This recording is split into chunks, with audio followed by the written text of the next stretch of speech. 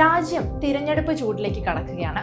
ഇത്തവണത്തെ തിരഞ്ഞെടുപ്പിന്റെ ഏറ്റവും വലിയ പ്രത്യേകത എന്ന് പറയുന്നത് തന്നെ BJP NDAയുടെ ശക്തമായ മുന്നേറ്റമാണ്. കേവലം ഒരു സാധാരണ പാർട്ടിയായി കടന്നു വന്ന BJP ഇന്ന് കേന്ദ്രം ഭരിക്കുന്ന രീതിയിലേക്ക് വരെ എത്തിച്ചേർന്നിരിക്കുകയാണ്. ഇതെല്ലാം സത്യത്തിൽ ഇടത് വലത് മുന്നണികളുടെ നെഞ്ചിടിപ്പിന് കാരണമായിട്ടുണ്ട്.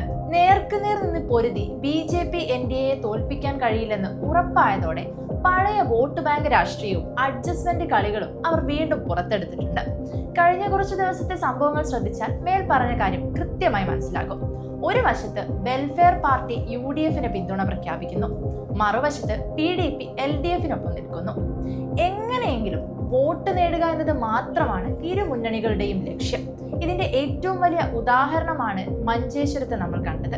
SDPI സ്ഥാനാർത്ഥി ദ്രുതഗതിയിൽ പിന്മാറിയതിന് പിന്നിലെ കാരണം എന്താണെന്ന് ചിന്തിച്ചിട്ടുണ്ടോ? തങ്ങളുടെ വോട്ട് ഭിന്നിച്ചു പോകാതിരിക്കാൻ വേണ്ടിയുള്ള ചിലരുടെ സമ്മർദ്ദങ്ങളാണ് ഇതിന് പിന്നിൽ.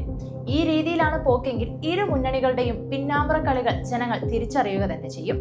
വോട്ട് ബാങ്ക് രാഷ്ട്രീയത്തിനും ഒത്തുകളികൾക്കും പകരം നാടിന്റെ വികസനത്തിനും ജനങ്ങളുടെ ക്ഷേമത്തിനും പ്രാധാന്യം നൽകുന്ന ഒരു നേതൃത്വം കേരളത്തിൽ വരേണ്ട സമയം അതിക്രമിച്ചിരിക്കുന്നു.